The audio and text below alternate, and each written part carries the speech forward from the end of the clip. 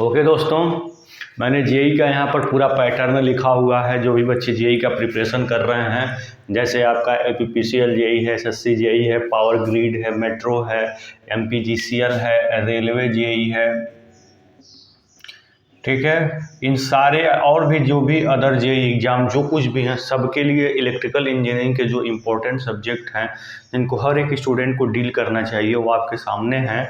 जैसे आपका basic electrical engineering, transmission distribution of electrical power, utilisation of electrical energy, switch gear and protection, electrical and electronics engineering material, electrical machine first, electrical machine two, PLC, SCADA, programming logic controller, जैसे आपका switch gear protection है, utilisation of electrical energy है, electrical and electronics engineering material है, electrical machine first है, electrical machine second है, programming logic controller, supervisory control and data acquisition, ये है।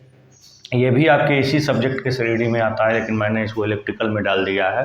और एक अदर सब्जेक्ट जो आपके ब्रांच से अलग है, जैसे इलेक्ट्रॉनिक्स फर्स्ट, एनालॉग इलेक्ट्रॉनिक्स जिसको कहते हैं, डिजिटल इलेक्ट्रॉनिक्स, पावर इलेक्ट्रॉनिक्स जिसको आप आईईसी के नाम से पढ़ते हैं, इंडस्ट्रियल इलेक्ट्रॉनिक्स एंड कंट्रोल के नाम से आप इसको पढ़ते हैं। अब फिर है software application in electrical engineering. इसमें एक सब्जेक्ट और है जो छूट गया, electrical instrument and measurement, EIM। कुछ सब्जेक्ट ऐसे हो सकते हैं जो छूट गए हों, लेकिन हमारे जहाँ तक हमारा मेमोरी है, मैं सारे सब्जेक्ट को यहाँ पे पॉइंट किया हुआ हूँ।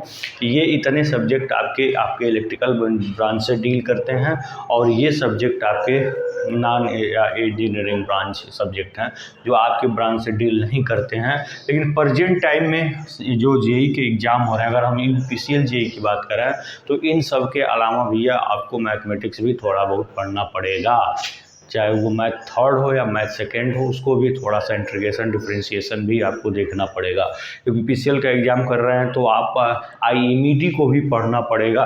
एक सब्जेक्ट और है जैसे renewable source of energy, RSC को भी आपको पढ़ना पड़ेगा।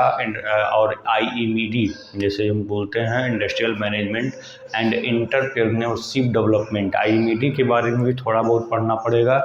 यानी कि आपको पूरा 100% तैयारी करनी है, तो हर एक सब्जेक्ट को आपको इलेक्ट्रिकल इंजीनियरिंग में टच करना पड़ेगा फॉर यूपीपीसीएल के लिए। लेकिन ध्यान रहे कि कभी भी 100% प्रिपरेशन नहीं किया जाता है, हमेशा एग्ज़ाम के लिए 80% ही प्रिपरेशन किया जाता है। 80% चीज़ों को अच्छे तरीके से समझ में रखना चाहिए, याद में रखना चाहिए। बाकी 20% में अगर आप जाते हैं तो समझ लीजिए आप इधर का 80% को आप छोड़ देंगे, समझ गए ना। तो आपको ध्यान देना है कि इतने सारे सब्जेक्ट को आपको डील करना है, जिसमें अगर हम प्रियॉरिटी दें तो ये पीएलसी, स्काडा, यूपीसीएल जे एग्ज़ाम के लिए electronics first, digital electronics, power electronics, software application पहले नंबर पे ये, और दूसरे नंबर पे ये, जिसमें इलेक्ट्रिकल इंजीनियरिंग में जो भी वर्क होते हैं उनको ऑपरेट करने के लिए जो सॉफ्टवेयर का यूज किया जाता है, वो इसके बारे में बताया गया है, इस बुक में बताई गई है। तो पहले नंबर पे आपका पीएलसी स्काडा, दूसरे नंबर पे सॉफ्टवेयर एप्लीकेशन, उसके बाद पावर इलेक्ट्रॉनिक्स, डिजिटल इलेक्ट्रॉनिक्स, तब एनालॉग इलेक्ट्रॉनिक्स, इसके बाद आपके ये सारे सब्जेक्ट आते हैं। ठीक है, इसकी भी प्रोबेबिलिटी ज़्यादा होती है और इसकी भी प्रोबेबिलिटी इसमें ज़्यादा है, और इसकी भी।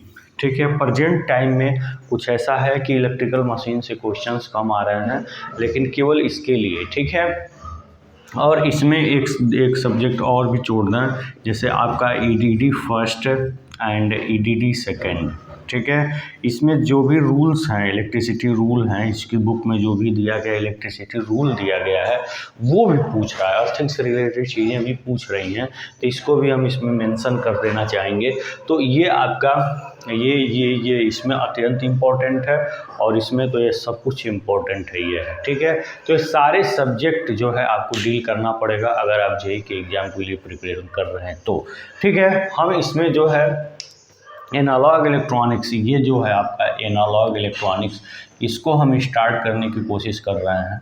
ठीक है, और यहाँ पे हम प्रयास करेंगे कि अपने चैनल पे सारे सब्जेक्ट आपके लिए हम प्रोवाइड करा दें, ताकि आप सभी विद्यार्थियों को स्टडी करने में आसानी हो। ठीक है, तो आज के लेक्चर में बस केवल मेरा ये इंट्रोडक्शन था कि अगर आप जेई का प्रिपरेशन कर रहे हैं तो उसके लिए कौन कौन से सब्जेक्ट इम्पोर्टेंट हैं वो आपके सामने हैं, और आप इसको अच्छे तरीके से देख सकते हैं।